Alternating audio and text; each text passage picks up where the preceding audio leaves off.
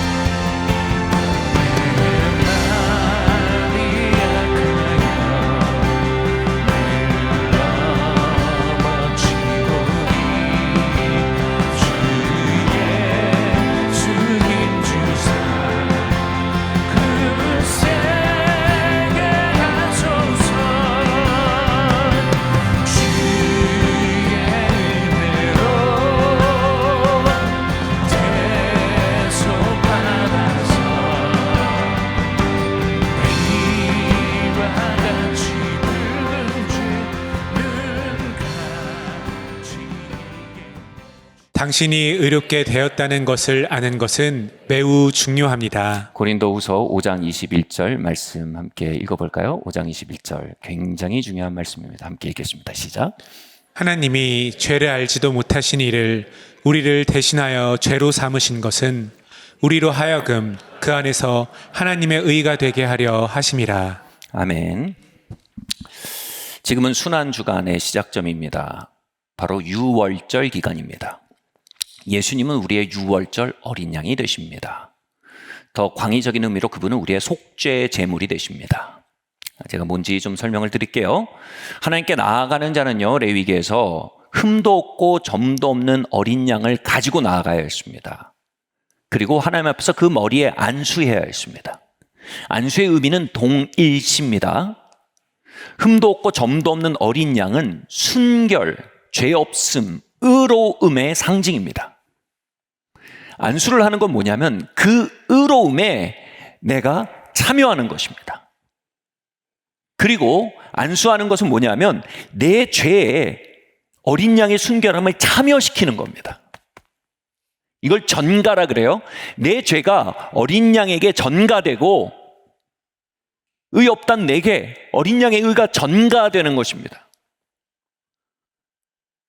그래서 하나님은 나를 어린 양의 순결한 의가 전가된 자로 받으시고 어린 양은 나의 죄가 전가된 죄로 간주하십니다. 그래서 어린 양은 죽이시고 나는 받으십니다. 같이 한번 말할까요? 전가. 여러분, 모든 복음의 신비는 이 단어에 있습니다. 전가입니다. 전가. 우리가 지난주에 얘기했죠. 행복한 교환. 내 잔을 그분이 가져가시고 그분의 잔을 내가 받았다. 이게 전가거든요. 행복한 교환의 핵심, 거룩한 교환의 핵심이 뭐냐면 이 전가라는 개념입니다. 그리스도 예수는 죄가 되셔서 십자가에 죽으셨습니다. 그분이 죄가 되셔서 십자가에 죽으신 것은 그분이 죄를 범하셨기 때문입니까? 아니면 우리의 죄가 그분에게 전가되었기 때문입니까? 그분은 죄를 모르는 분이에요. 죄를 지어본 적이 없는 분인데 우리의 죄가 그분에게 전가되므로 우리의 죄가 그분에게 전가되자 하나님이 예수님에게 고개를 돌리셨어요. 하나님의 아니면 어찌 나를 버리시나이까 외치게 됐어요. 그리고 그분을 향해 했던 모든 호의가 적대로 바뀌었어요. 그리고 하나님의 모든 진노가 쏟아부어져 십자가에서 죽으셨어요. 그분은 죄를 한 번도 범한 적이 없지만 우리의 죄가 그분에게 전가됨으로 죽임당하셨어요. 바꿔 말할게요. 그럼 우리에게 무슨 일이 벌어졌습니까? 우리에게는 그분의 의가 전가되었어요. 어떻게 해요? 동일시를 통해서. 그 동일시를 믿음이라고 합니다. 예수님을 주로 영접하고요. 내가 예수 그리스도의 몸의 일부가 되고요. 예수 그리스도를 나의 머리로 받아들일 때 그분의 의가 우리에게 전가되고 우리의 죄가 그분에게 전가돼요. 그럼 질문할게요. 우리가 완전하게 삶으로 의롭게 되었습니까? 의가 전가됨으로 의롭게 되었습니까? 예수님은 죄가 전가됨으로 죽임당하셨습니다. 우리에겐 의가 전가됨으로 우리는 살게 되었습니다. 예수님 죄가 전가됨으로 거절당하셨습니다. 우리에겐 의가 전가됨으로 우리는 받아들여졌습니다. 예수님은 죄가 전가됨으로 저주받으셨습니다. 우리는 의가 전가됨으로 축복받았습니다. 오늘 본문이 이걸 얘기하는 거예요. 이 사실을 정확하게 알고 그리고 그 위에 산다는 것은 인생에서 가장 중요한 일입니다. 저희 아이들이 아주 어렸을 때, 지금보다 저희 가정의 재정 규모가 훨씬 더 적었을 때, 그때 저희 아이들을 데리고 큰 맘 먹고 큰 값을 치르고 뷔페에 갔었습니다. 그때 이제 아이가 둘밖에 없을 때요. 근데 저희 둘째 아이가 되게 작을 때인데 그 뷔페에다 풀어놓으니까 접시를 들고 막 다니면서 프렌치 프라이만 잔뜩 떠가지고 와서 앉는 거예요. 그래서 저희가 그 아이를 놓고 이 우리의 값치름이 일으킨 효력이 무엇인지 한참 설명했어요. 그리고 그 값치름이 우리에게 얼마나 희생적인 값치름인지 한참 설명했어요. 그래서 이렇게 살지 말라는 거죠. 프렌치 프라이로 배불리고 살지 말라는 거죠. 사랑하는 성도 여러분, 예수님의 우리를 향해 값치름은요, 그것을 알고요, 그 효력을 아는 건요, 우리의 매일을 사는 내용이 완전히 달라지게 하는 무엇이에요? 그분은 엄청난 값을 치르셨어요. 그리고 그 효력은 실로 어마어마합니다. 그것을 깨닫는 일은 우리의 인생에서 가장 급하고 중요한 일임을 여러분 단언할 수 있습니다. 첫 번째로요, 오늘 본문에 의하면 그분은 우리의 죄가 되셨습니다. 지난주에 말씀드렸듯이요, 그분이 우리에게 죄가 되는 순간 하나님의 모든 심판은 그분 위에 쏟아부어졌습니다. 로마서 8장은요, 우리의 죄를 그분의 육체에 정하셨대요.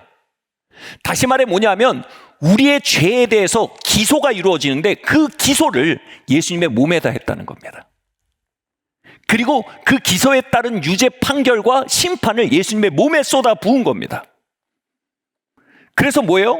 이제는 더 이상 우리를 향한 기소와 심판이 남아있을 수 없게 됐다는 사실을 우리 봐야 됩니다.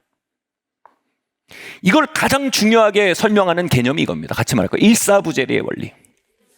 여러분, 법이 있는 모든 곳에 적용되는 진리입니다. 일사부재리의 원리는 뭐냐면 한 가지 죄로 두 번 기소할 수 없다입니다. 한 가지 죄로 두 번 값을 치를 수 없다입니다. 한 가지 죄로 기소되고 법을 치르면 끝나는 겁니다. 그 죄에 대해서 우리가 또 기소하고 또 값을 치르게 하면 그건 이제 불의가 됩니다. 아멘? 예수님은 우리의 모든 죄를 그분의 몸에 정하셨습니다. 기소당하셨습니다. 그러면 우리의 죄는 또 기소당할 수 있습니까? 우리를 향한 기소는 이제 남아있지 않다입니다. 일사부재입니다. 그분은 우리의 죄에 대한 모든 심판에 대한 값을 다 치러내셨습니다. 질문합니다. 그러면 저와 여러분의 허물에 대한 심판은 남아있을 수 있습니까? 일사부재입니다. 이제 말씀드릴게요. 이제 만약 우리의 죄를 기소한다면 그건 이제 불의입니다. 하나님이 우리의 죄를 기소치 않고 용서하심은 마음이 좋아서 그러신 게 아니에요. 정의로워서 그러신 거예요. 이미 예수 그리스도의 몸에 그 죄를 정하시고 심판하셨는데 우리에게 죄에 대해 기소하시고 심판하신다면 그건 하나님이 반칙하는 거예요. 친구와 여러분이 밥을 먹었어요. 좋은 레스토랑에서 밥을 먹었어요. 친구가 나가면서 내가 살게 하고 돈을 다 내고 나갔어요. 나는 화장실 들어갔다 늦게 나와서 가는데 그 레스토랑 주인이 약간 사기꾼이에요. 딱 잡으면서 말해요. 돈 내야죠. 그게 뭐예요? 우린 뭐라고 합니까? 이중 청구입니다. 그건요. 당신 나한테 지금 사기치는 겁니다. 이중 청구가 일사부재입니다. 하나님은 우리에게 이중 청구할 수 없습니다.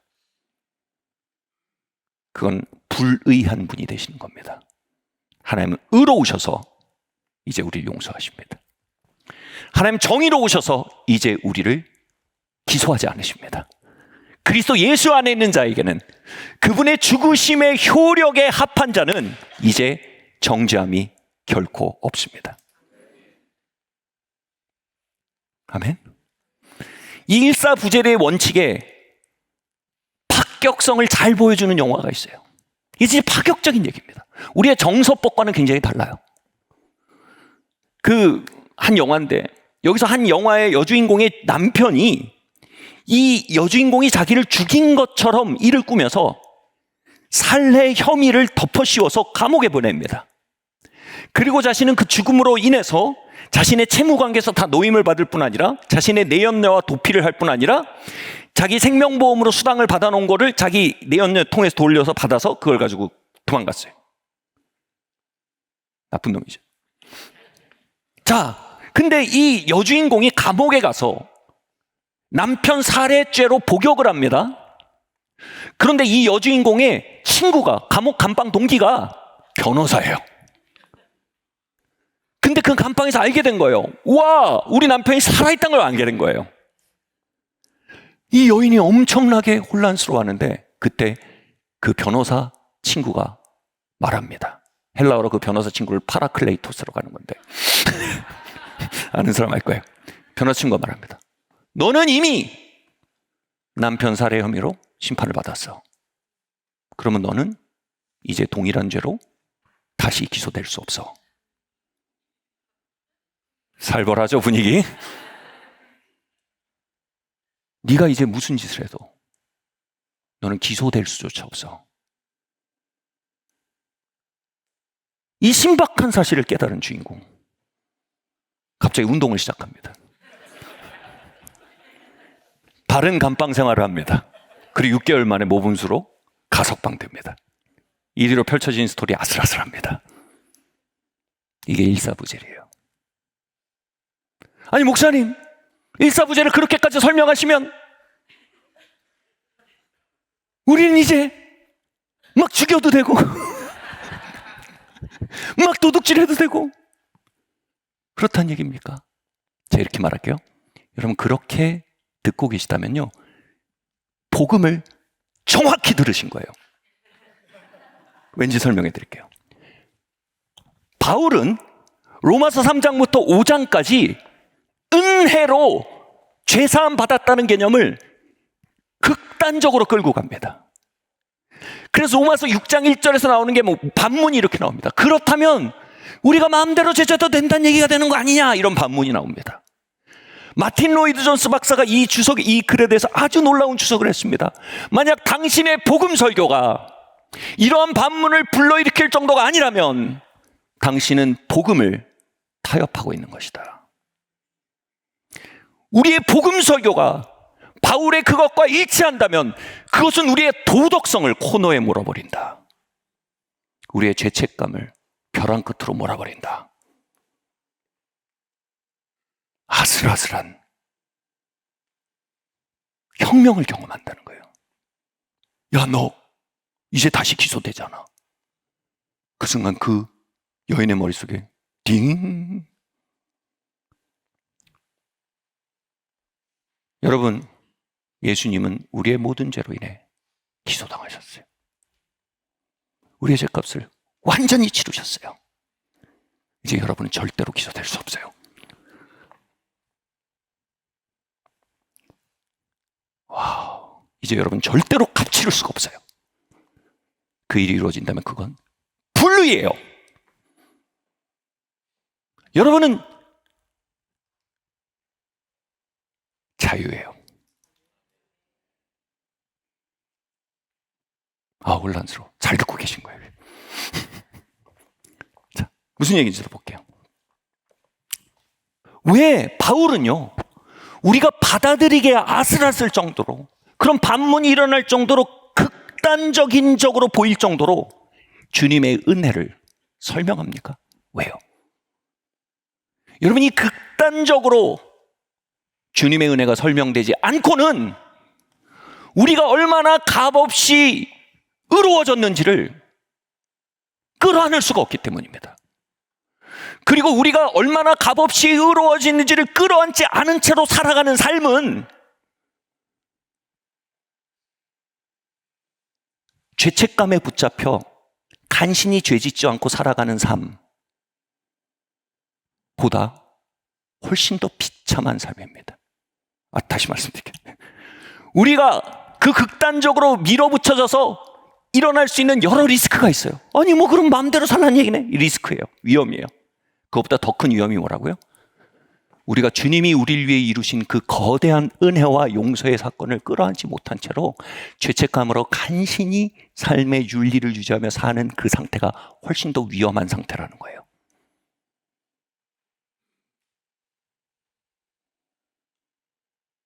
바울로서는 위험을 감수할 만한 가르침을 행하고 있는 거예요. 다음으로 한번 가볼게요. 자, 이제 점입간격이에요. 더 위험해집니다. 함께 우리는 의가 되었습니다. 우리는 그분 안에 의가 되었습니다. 자, 이거 설명해 드릴게요. 우리가 이제 그분의 값지름으로 완전히 기소되지 않고 심판되지 않는 그리스도 예수 안에서 결코 정죄 없는 자리에 서게 되었습니다. 일사부재리의 자리에 서게 됐습니다. 그 신박한 자리에 서게 됐습니다. 그런데 거기에서 끝나지 않습니다. 우리는 간신히 정죄에서 벗어난 정도가 아닙니다. 여기서 이렇게 말합니다. 우리에게 하나님의 의가 전가되었다고 말합니다. 여러분, 하나님은요 우주보다 크십니다. 근데 우주보다 크신 그분을 규정짓는 한 단어가 바로 의입니다. 하나님의 의는요 우주보다 큽니다. 우리의 죄는 진하고 더럽습니다. 그런데 우리는 기본적으로 커피잔만한 크기입니다. 커피잔만한 그 크기에 진한 에스프레소가 아무리 담겨 있다 한들 하나님의 의는 태평양보다 큰 바다의 맑은 물입니다. 하나님의 의가 우리 안으로 들이닥쳤다는 겁니다.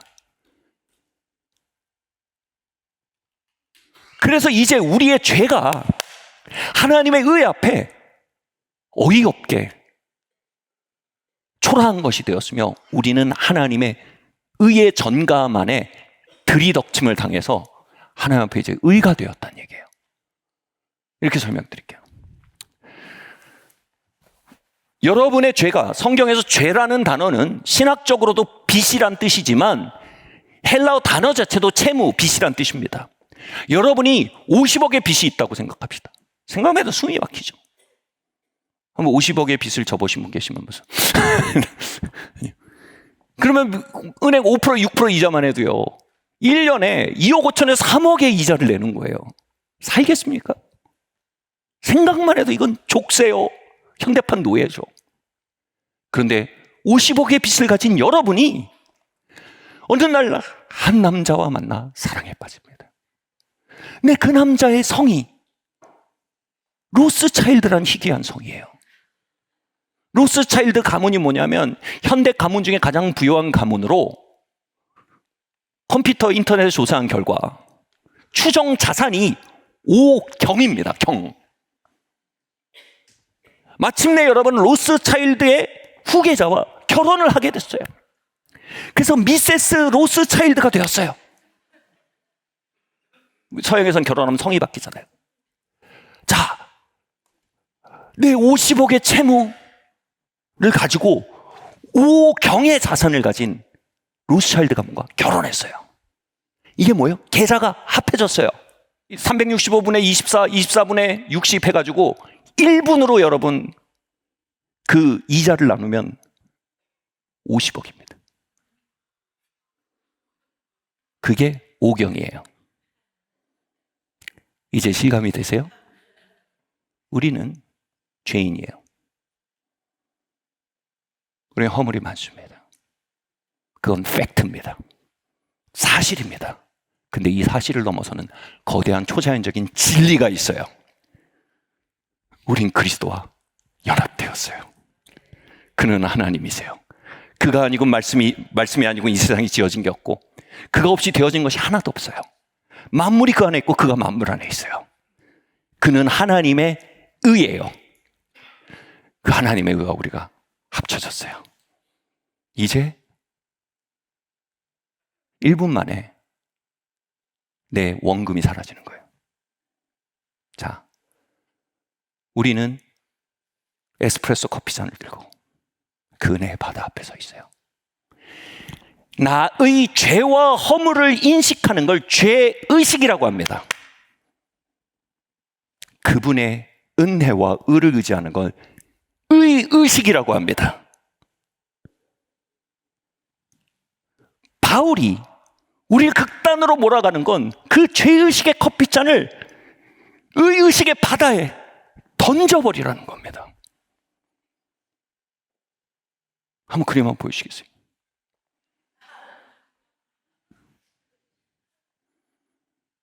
태평양에 작은 에스프레소잔에 아주 진하고, 목사님 내 죄가 얼마나 진한 줄 아세요? 얼마나 쓴지 아세요? 내 허물이 얼마나 짙은지 아세요? 너무 꾸덕해요. 이 숟가락으로 퍼먹어야 될 정도 꾸덕해요. 또는 그걸 매일 들이키며 살 수 있어요. 근데 우리는 거대한 의의 바다 앞에 초청돼 있어요. 그 의는 내 의가 아니에요. 하나님의 의예요. 근데 그 하나님의 의 앞에서 우리는 이 커피잔을 놓지 않아요. 죄의식을 붙들고 사는 거예요. 바울이 말하는 게 뭔지 아세요? 로마서 6장 7장에서 너는 그리스도와 결혼하였다. 너희는 그리스도와 결혼했다. 다음 한번 그림 보여주시겠어요? 이제 그 에스프레소 잔을 바다에 던지라는 겁니다. 그리고 8장으로 가면 뭐예요? 그리스도 예수 안에 결코 정죄함이 없다. 불가능하다. 그리고 더 나아가서 하는 얘기가 뭐예요? 이제 누가 너를 정죄하리요? 하나님의 의롭다는 자를 정죄하는 너는 누구냐? 여기서 말하는 너는 뭐예요? 사단이에요. 왜? 그리고 그렇게 얘기해요. 예수 그리스도가 너의 죄를 위해 죽으신 분이 너를 정죄하겠느냐? 다시 말해봐요. 그 목소리는 예수님 목소리가 아니라는 거예요. 그 얘기는 뭐예요? 우리는 우리를 기소하고 있는 목소리가 하나님의 목소리인 줄 알고 산다는 거예요. 왜요? 그 은혜의 바다를 믿지 못해서, 그 하나님의 의를 깨닫지 못해서 우리는 하나님이 매일 우리에게 쓴 에스프레소 잔을 주면서 이걸 다 마시라고 말씀하신 분이라고 생각하는 거예요. 복음은 뭐라고 말해요? 이건 하나님이 건네고 있는 게 아니라는 거예요. 바다에 던지라는 거예요. 나는 하나님의 의라고 선언하라는 거예요. 그리스도 예수 안에는 결코 정죄함이 없다고 선언하라는 거예요. 그리고 그 의의 바다가 내 안으로 들이치게 만들라는 거예요. 와우. 아멘. 아주 오래전이었어요. 벌써 한 20년이 다 돼가는 것 같아요. 이 하나님의 의와 은혜에 대해서 20년까지 안 됐네요. 10년째. 강하게 설교하기 시작했어요. 몇 달 동안 집중적으로 설교했습니다. 그러면서 무슨 일이 나타난 줄 아세요? 사람들이 새벽 기도에 안 오기 시작하는 거예요. 점점 봉사를 안 해요. 이 통제가 안 돼요. 당시 목회팀에서 저를 찾아서 이렇게 말했어요. 목사님, 은혜를 더 이상 설교하다면 교회 문 닫게 생겼습니다. 그래서 제가 그렇게 얘기했어요. 하나님의 은혜를 설교하다 교회 문이 닫아야 되면 그 교회는 닫아야 되는 교회입니다. 그리고 시간이 좀 몇 달 정도 지나서요. 어떤 일이 벌어지기 시작했을까요?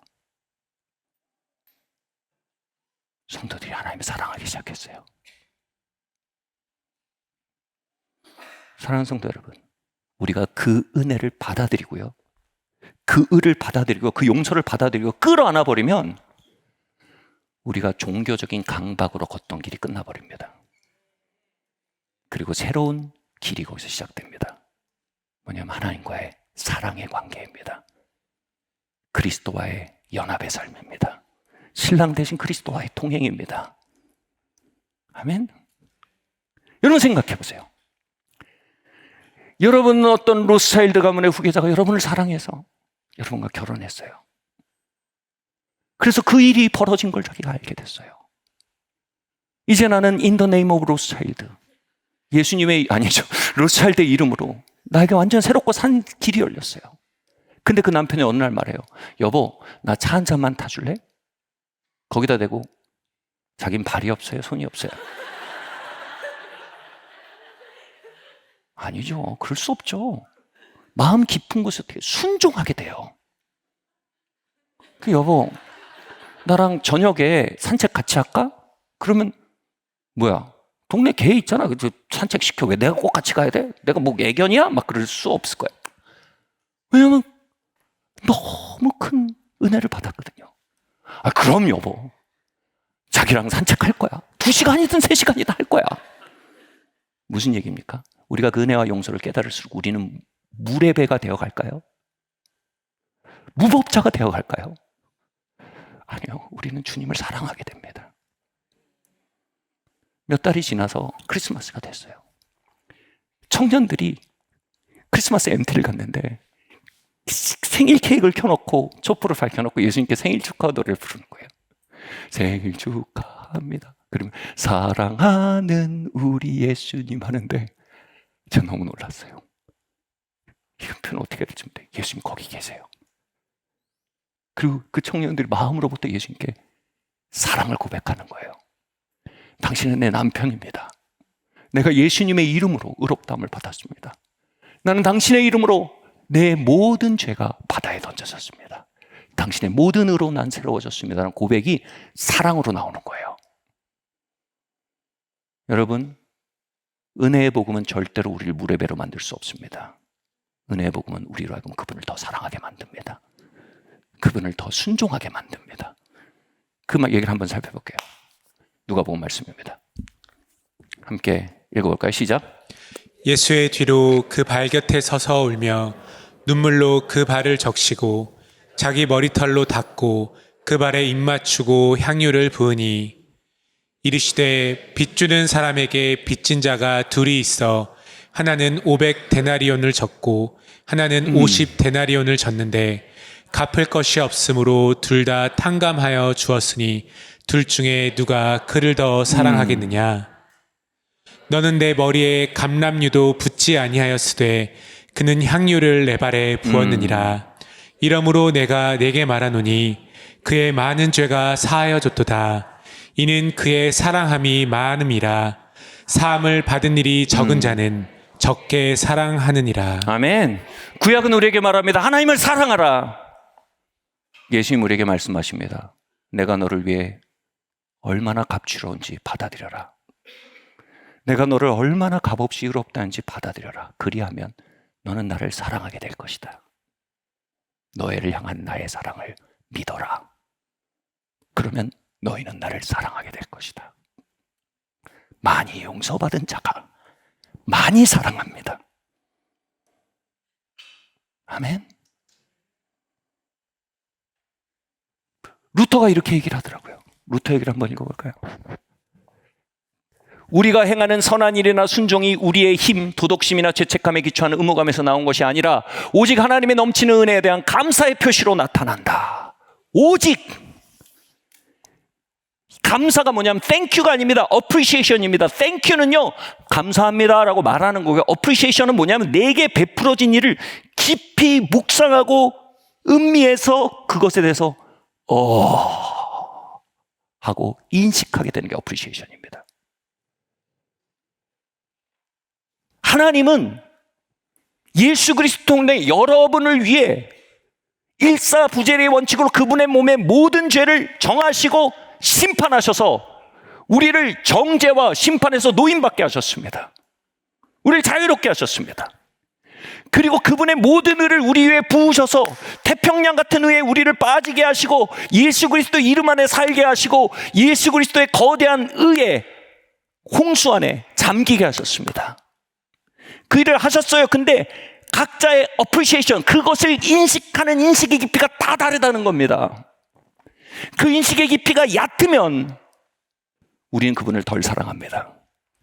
그 인식의 깊이가 깊으면 우리는 그분을 더 사랑합니다. 루터가 말합니다. 우리의 그분을 향한 모든 순종과 모든 헌신과 모든 예배는 그 인식의 깊이에서 흘러나오는 반응이어야 한답니다.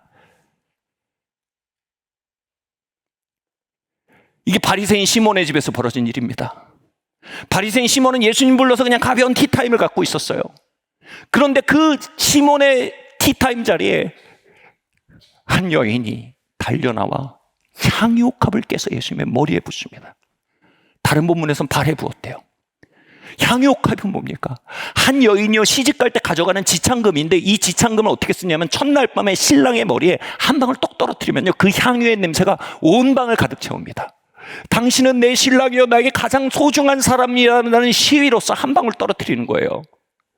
그런데 여인이요 그 지창금을 가져와서 예수님의 발에다 깨서 한꺼번에 부어버립니다. 시가로 6, 7천만 원 합니다. 그 방 안에 냄새가 어땠을까요? 사람들은 다 경악을 했을 겁니다. 시몬과 가룟유다 말했습니다. 이건 낭비다. 이건 과하다. 뭐 하는 짓이냐? 이건 너무하다. 불편했습니다. 그런데 예수님 뭐라고 하세요? 이게 불편한 이유는 네가 사함을 덜 받아서 그런 거다. 이러한 사랑은 내 사랑에 대한 인식의 결과이며 그러한 예배와 향유와 감사는 그것을 깨닫지 못한 사람에겐 그 중심을 드러내는 시금석이 된다. 예수님이 이렇게 말씀하신 거예요. 저는 아이들 둘이 멀리서 지금 공부하고 있어요. 근데 이 아이들이 처음에 이제 대학을 가더니 같은 학교 같은 기숙사 방을 쓰고 있거든요. 재밌어요. 근데 이 녀석들이 이제 흥이 났는지 방에 2시 넘어서 들어오는 거예요. 계속. 그래서 제가 여기서 한국에서 태평양 건너편을 향해서 말했어요. 너네 이제 밤 11시 반까지 무조건 들어와. 태평양 건너편에서 통행 금지령을 내린 거예요. 근데 그 아이들이 그걸 존중하는 거예요. 11시 반에 들어오는 거예요. 11시 막 달려 들어오다가 늦게 들어오면 저한테 전화를 해요. 아빠 내가 가는 중인데 지금 5분 늦을 것 같아요. 전화를 해요. 제가 늦는지 안 늦는지 어떻게 알아요? 저는 검열할 수도 없고 혼낼 수도 없어요. 그 아이들이 왜 그럴까요? 저를 사랑해서 그래요. 왜요? 그 아이들이 그 단계에 가기까지 저와 아내가 치른 값을 아이들은 알게 됐어요. 어떤 값을 치렀는지 알게 됐어요. 그럴수록 그들은 저를 사랑해요. 그럴수록 그들은 저에게 순종해요. 그럴수록 그들은 저에게 마음을 열고 드려요. 사랑하는 성도 여러분, 예수님이 우리를 위해서 이루신 일을 정말로 인식하고 나의 사건으로 받아들이면요, 우리는 예수님에 대한 거대한 순종과 예배와 향유값을 드리는 자리를 우리도 모르게 서게 됩니다. 아멘. 이 이야기의 핵심은요, 이 여인이 아니에요. 시몬이에요. 예수님은 이 시몬을 회심시키기에 이 사건을 일으킨 거예요. 그리고 시몬의 마음속에 있는 딱딱한 종교성을 드러낸 거예요. 주님의 은혜에 반응한 것도 아니고 주님의 은혜를 믿지도 않고 그냥 도덕심과 종교성으로 하고 있는 그 딱딱한 심령이 여인의 그 예배의 현장, 향유옥감의 사건에서 드러나 버린 거예요. 불편하게.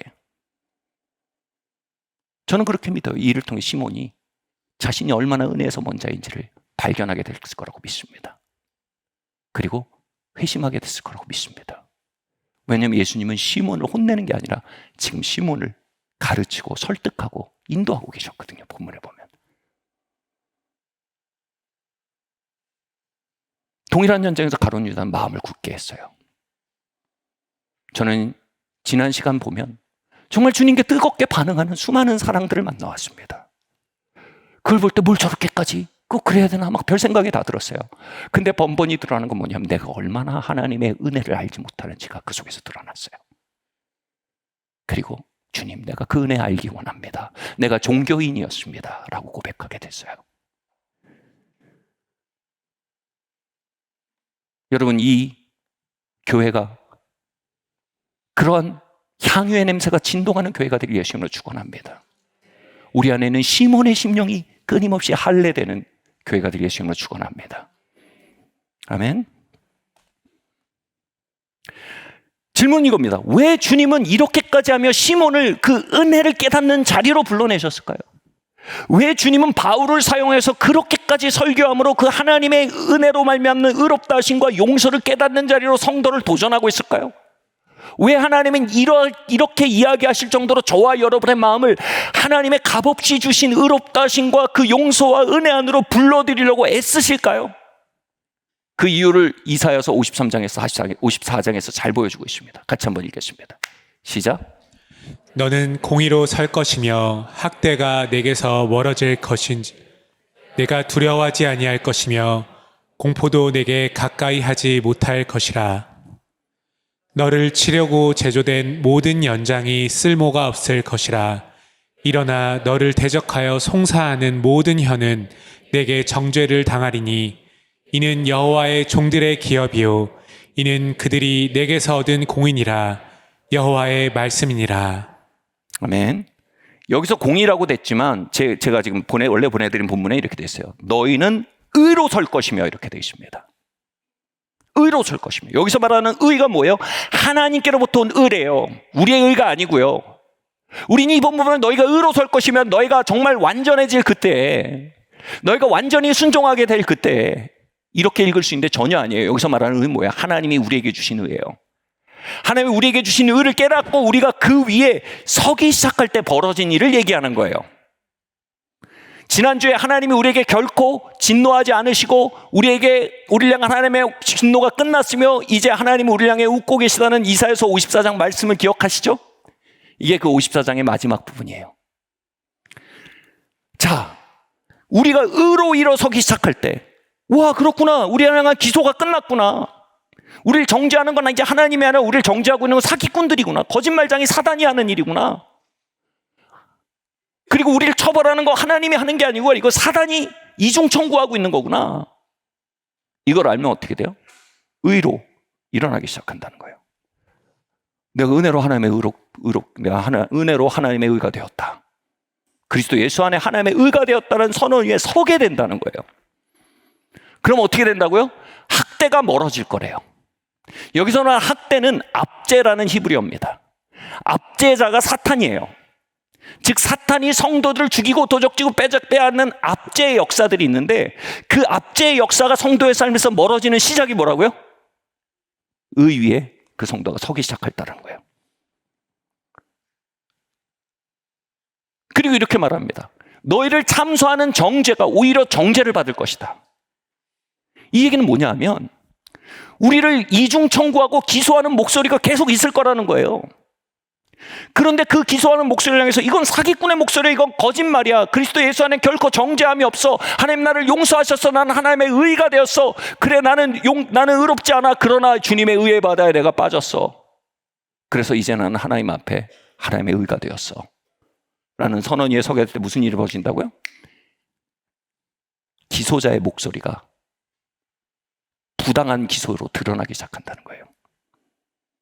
그리고 그 다음에 나온 얘기가 뭐냐면, 그러면 공포가 너에게서 떠날 거라는 거예요. 자, 보세요. 기소가 이루어지면 무슨 일이 벌어질까요? 공포가 생깁니다. 두려움은 뭐예요? 나쁜 일이 내게 벌어질 거라는 기대가 두려움입니다. 소망은 뭡니까? 좋은 일이 내게 벌어질 거라는 기대가 소망입니다. 두려움도 소망도 다 기대예요. 그런데 어떤 사람은 소망하고 어떤 사람은 기대합니까? 죄송합니다. 어떤 사람은 두려워하고 어떤 사람은 소망합니까? 그 뿌리가 바로 정죄의 유무입니다. 제가 폴 추링의 이야기를 지난주에 말씀드렸죠. 인간의 90%의 질병은 죄책감에 기인한다. 어떻게 그렇게 얘기할 수 있을까요?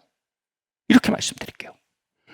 사단이 영적으로 와서 여러분을 정죄하도록 허락이 되면 그 정죄를 받은 여러분의 심령은 그 다음 뭘 합니까? 처벌을 기대합니다. 그 처벌이 뭐예요? 나쁜 일이 벌어질 거에 대한 기대를 갖게 된다는 겁니다. 하나님이 나를 방치하실 거라고 디폴트 값으로 생각합니다. 하나님이 나를 돕지 않으실 거라고 디폴트 값으로 생각합니다. 나에게 나쁜 일이 올 것이라는 기본적인 무의식적인 기대를 갖게 됩니다. 그걸 두려움이라고 합니다. 근데 우리가 우리의 삶에 다가오는 정죄를 깨뜨리기 시작하고 의위에 서기 시작하면 무슨 일이 벌어질까요? 공포가 떠나기 시작한대요. 이거예요. 이전에는 그래, 오늘 하루 좋은 일이 있을 수 있겠어. 그 너머에 뭐가 있어요? 정죄가 있어요. 죄책감이 있어요. 그래, 오늘 만나는 사람들이 나를 좋아하거나 환영할 리가 있겠어. 그 너머에 뭐가 있어요? 죄책감과 정죄가 있어요. 근데 소망이 있다는 건 뭐예요? 오늘 뭔가 좋은 일이 생길 것 같아. 그 너머에 뭐가 있어요? 왜냐하면 난 하나님의 의거든. 왜냐하면 난 하나님의 자녀거든. 왜냐하면 하나님 나를 용서하셨거든. 왜냐하면 난 그리스도의 의의 바다에 빠졌거든. 의의식이 있는 거예요. 의의식은 죄의식을 깨뜨리고요, 의의식은 두려움을 깨뜨리고요, 의의식은 우리 안에 새로운 소망을 일으킵니다. 사랑하는 성도 여러분, 여러분은 하나님의 의예요.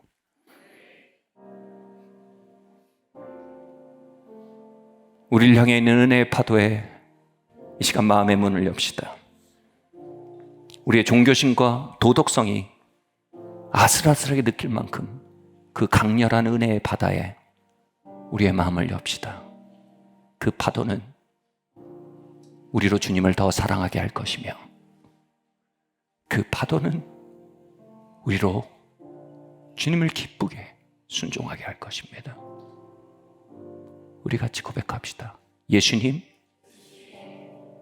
나의 모든 죄가 예수님의 몸에 정죄되었고, 내 모든 죄가 예수님의 몸에서 심판되었습니다. 이제 나는 당신 안에서 더 이상 기소될 수 없고 심판될 수 없습니다. 예수님의 당신의 모든 의가 나에게 전가되었습니다. 이제 당신을 향해 웃으시던 하나님이 나를 향해 웃으시며, 당신을 향한 축복이 나의 축복이 되었으며, 당신을 향한 하나님의 동행하심이 나와의 동행이 되었습니다. 이것은 나의 의에 관한 것이 아니요, 주님의 은혜에 관한 것입니다. 두 손 한번 벌려볼까요? 예수님의 이름으로 그 은혜를 내 안에 환영합니다.